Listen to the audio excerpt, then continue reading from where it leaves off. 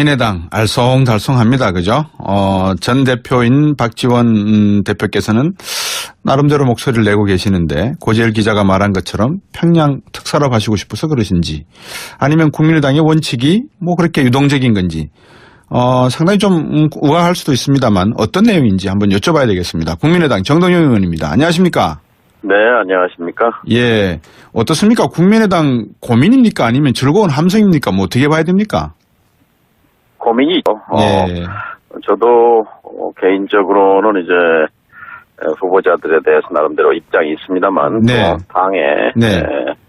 또 의원들의 토론 과정에서 나온 입장도 있어서 이런 것도 예. 일치하면 좋은데 또 네. 다를 경우에는 좀 고민스럽죠.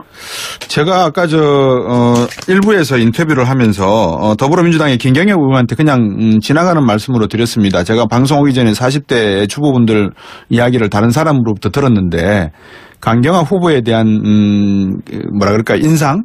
이 견해가 예. 별로 그렇게 긍정적이진 않은 것 같더라. 주부분들의 이야기가.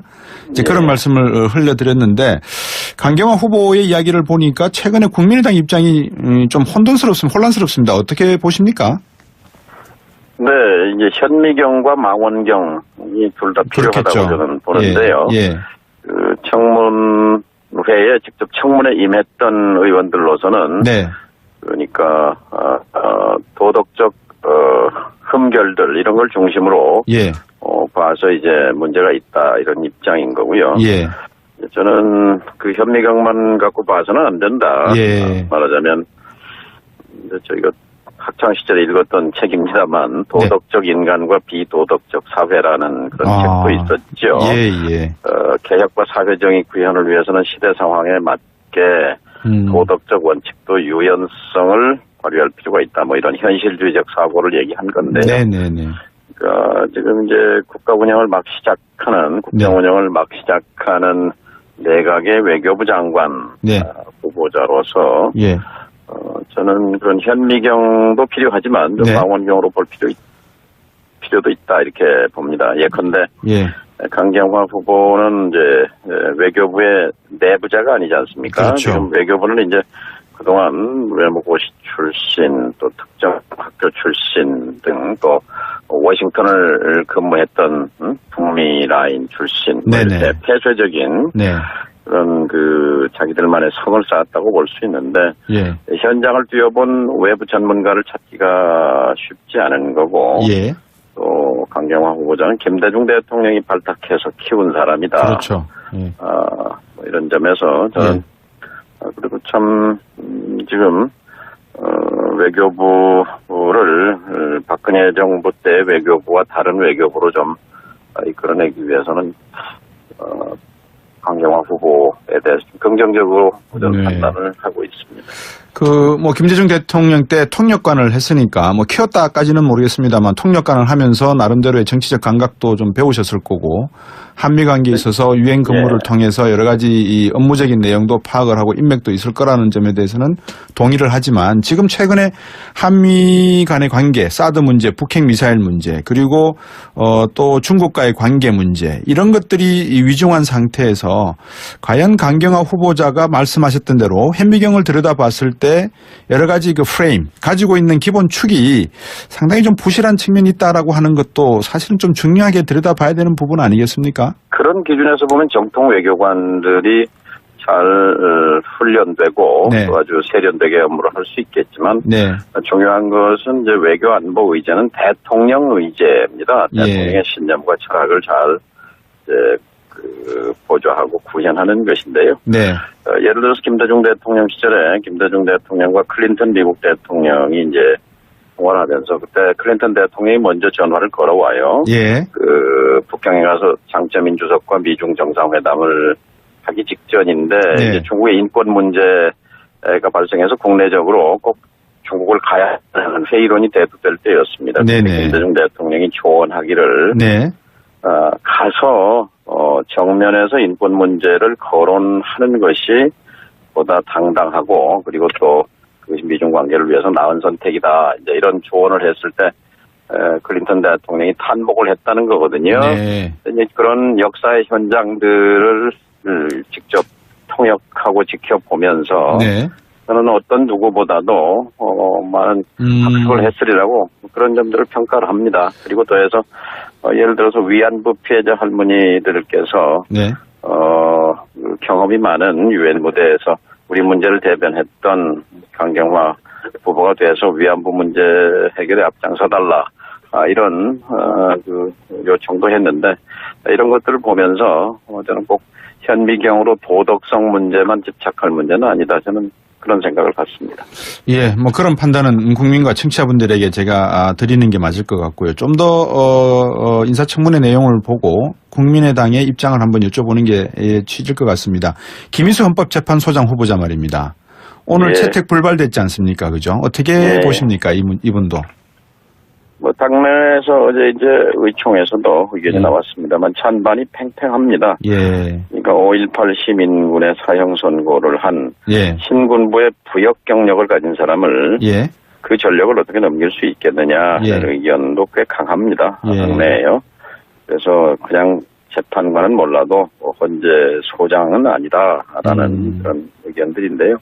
월요일 날 의원 총회가 있으니까 그때 뭐 의견 수렴을 해봐야 되겠죠. 이분에 대해서 들이대야 될 현미경과 망원경은 어떤 관점에서 봐야 될까요? 망원경이라면 이제 소수 의견을 많이 내셔서 예를 들어서 박근혜 그 결정에서도 세월호 부분에 대한 그 책임을 강하게 주장하는 의견을 폈었는데요. 이런 그 소신 판결들 이런 것들은 또 평가받아야 할 대목이라고 생각합니다. 예.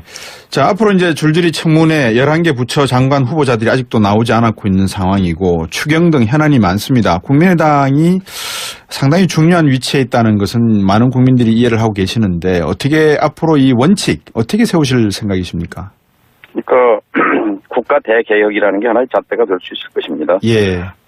국민의당은 지난 대선 과정에서 우리가 되면 더 나은 정권 교체다 이렇게 얘기를 했고 각 분야의 개혁을 이루고자 했기 때문에 우리가 집권하지는 못했지만 문재인 정부가 국가 개혁을 하는 데 있어서 장관 내정자들이 그런 개혁 작업을 수행하는 데 적임인가 하는 이제 미국을 보게 되면은 이제 청문회 비공개 청문회를 통해서 신상 검증이라든지 도덕성 문제는 걸러내고 공개 청문회에서는 이제 정책 역량, 장관으로서 일을 잘 해나갈 수 있는지 이런 검증에 집중하지 않습니까? 우리도 그렇게 좀 진화시킬 필요가 있다고 봅니다.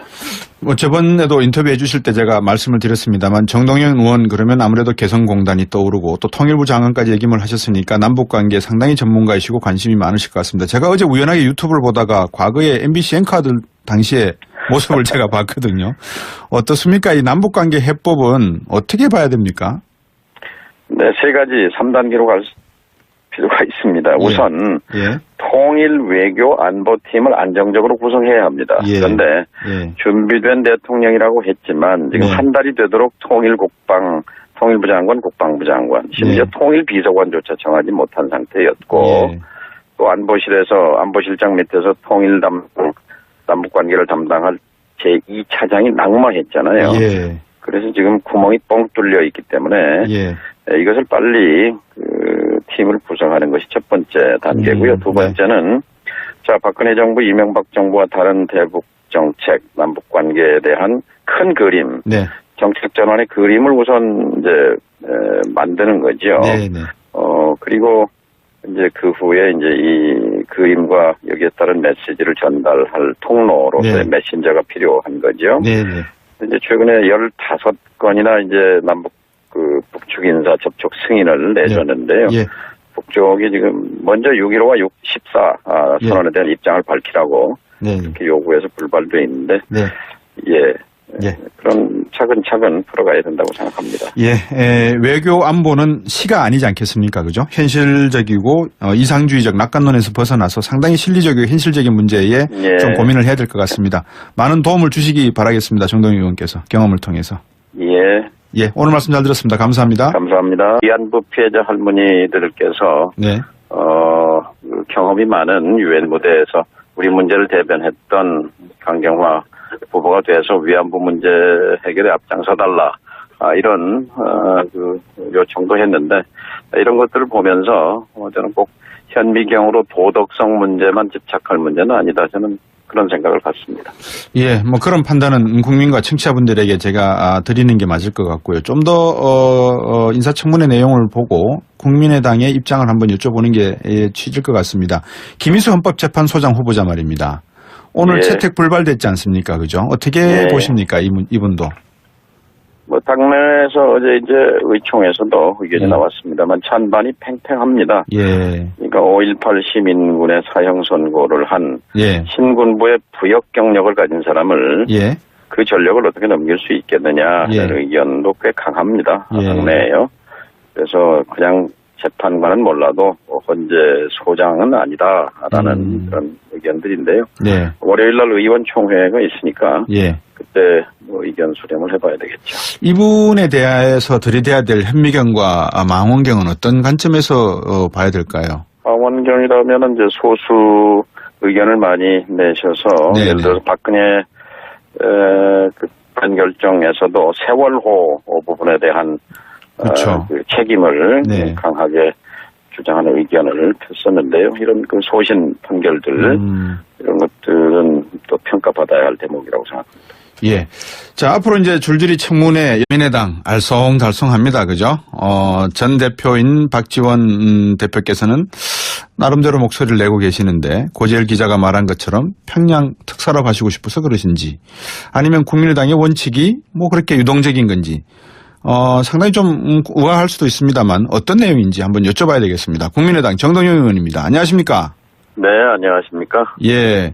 어떻습니까? 국민의당 고민입니까? 아니면 즐거운 함성입니까? 뭐 어떻게 봐야 됩니까? 고민이죠. 예. 저도 개인적으로는 이제 후보자들에 대해서 나름대로 입장이 있습니다만 네. 또 당에 네. 또 의원들의 토론 과정에서 나온 입장도 있어서 이런 것도 예. 일치하면 좋은데 또 네. 다를 경우에는 좀 고민스럽죠.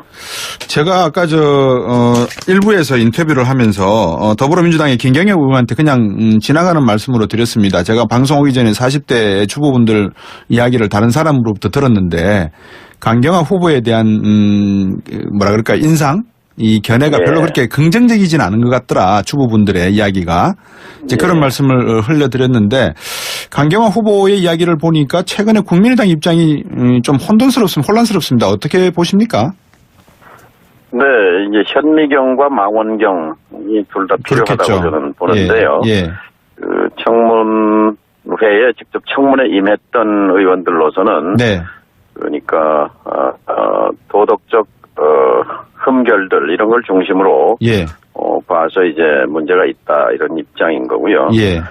저는 그 현미경만 갖고 업무를 통해서 여러 가지 이 업무적인 내용도 파악을 하고 인맥도 있을 거라는 점에 대해서는 동의를 하지만 지금 최근에 한미 간의 관계, 사드 문제, 북핵 미사일 문제, 그리고 또 중국과의 관계 문제 이런 것들이 위중한 상태에서 과연 강경화 후보자가 말씀하셨던 대로 현미경을 들여다봤을 때 여러 가지 그 프레임 가지고 있는 기본 축이 상당히 좀 부실한 측면이 있다라고 하는 것도 사실은 좀 중요하게 들여다봐야 되는 부분 아니겠습니까? 그런 기준에서 보면 정통 외교관들이 잘 훈련되고 네. 또 아주 세련되게 업무를 할 수 있겠지만 네. 중요한 것은 이제 외교 안보 의제는 대통령 의제입니다. 예. 대통령의 신념과 철학을 잘 이제 보좌하고 구현하는 것인데요. 네. 예를 들어서 김대중 대통령 시절에 김대중 대통령과 클린턴 미국 대통령이 이제 통화를 하면서 그때 클린턴 대통령이 먼저 전화를 걸어와요. 예. 북경에 가서 장점인 주석과 미중 정상회담을 하기 직전인데 네. 이제 중국의 인권 문제가 발생해서 국내적으로 꼭 중국을 가야 하는 회의론이 대두될 때였습니다. 네네. 김대중 대통령이 조언하기를 네. 가서 정면에서 인권 문제를 거론하는 것이 보다 당당하고 그리고 또 그것이 미중 관계를 위해서 나은 선택이다. 이제 이런 조언을 했을 때 클린턴 대통령이 탄복을 했다는 거거든요. 네. 이제 그런 역사의 현장들을 직접 통역하고 지켜보면서 네.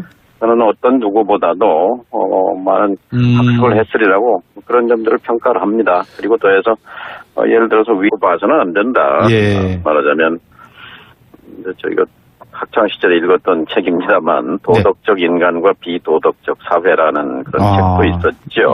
예. 개혁과 사회정의 구현을 위해서는 시대 상황에 맞게 도덕적 원칙도 유연성을 발휘할 필요가 있다. 뭐 이런 현실주의적 사고를 얘기한 건데요. 네네네.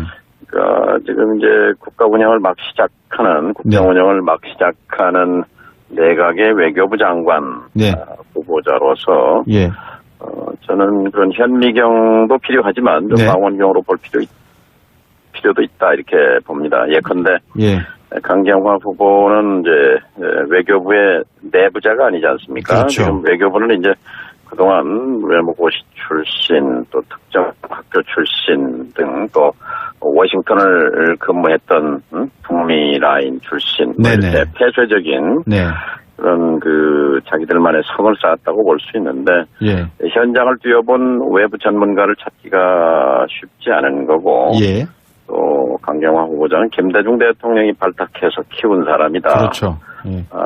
뭐 이런 점에서 저는 그리고 참 지금 외교부를 박근혜 정부 때 외교부와 다른 외교부로 좀 이끌어내기 위해서는 강경화 후보에 대해서 긍정적으로 판단을 하고 있습니다. 뭐 김대중 대통령 때 통역관을 했으니까 뭐 키웠다까지는 모르겠습니다만 통역관을 하면서 나름대로의 정치적 감각도 좀 배우셨을 거고 한미 관계에 있어서 유엔 11개 부처 장관 후보자들이 아직도 나오지 않았고 있는 상황이고 추경 등 현안이 많습니다. 국민의당이 상당히 중요한 위치에 있다는 것은 많은 국민들이 이해를 하고 계시는데 어떻게 앞으로 이 원칙 어떻게 세우실 생각이십니까? 그러니까 국가 대개혁이라는 게 하나의 잣대가 될 수 있을 것입니다. 국민의당은 지난 대선 과정에서 우리가 되면 더 나은 정권 교체다 이렇게 얘기를 했고 각 분야의 개혁을 이루고자 했기 때문에 우리가 집권하지는 못했지만 문재인 정부가 국가 개혁을 하는 데 있어서 장관 내정자들이 그런 개혁 작업을 수행하는 데 적임인가 하는 이제 미국을 보게 되면은 이제 청문회 비공개 청문회를 통해서 신상 검증이라든지 도덕성 문제는 걸러내고 공개 청문회에서는 이제 정책 역량 장관으로서 일을 잘 해나갈 수 있는지 이런 검증에 집중하지 않습니까? 우리도 그렇게 좀 진화시킬 필요가 있다고 봅니다. 뭐 저번에도 인터뷰해 주실 때 제가 말씀을 드렸습니다만 정동영 의원 그러면 아무래도 개성공단이 떠오르고 또 통일부 장관까지 얘기를 하셨으니까 남북관계에 상당히 전문가이시고 관심이 많으실 것 같습니다. 제가 어제 우연하게 유튜브를 보다가 과거에 MBC 앵커들 당시에 모습을 제가 봤거든요. 어떻습니까? 이 남북관계 해법은 어떻게 봐야 됩니까? 네, 세 가지 3단계로 갈 필요가 있습니다. 우선 통일 외교 안보팀을 안정적으로 구성해야 합니다. 그런데 준비된 대통령이라고 했지만 지금 한 달이 되도록 통일부 장관, 국방부 장관, 심지어 통일비서관조차 정하지 못한 상태였고 또 안보실에서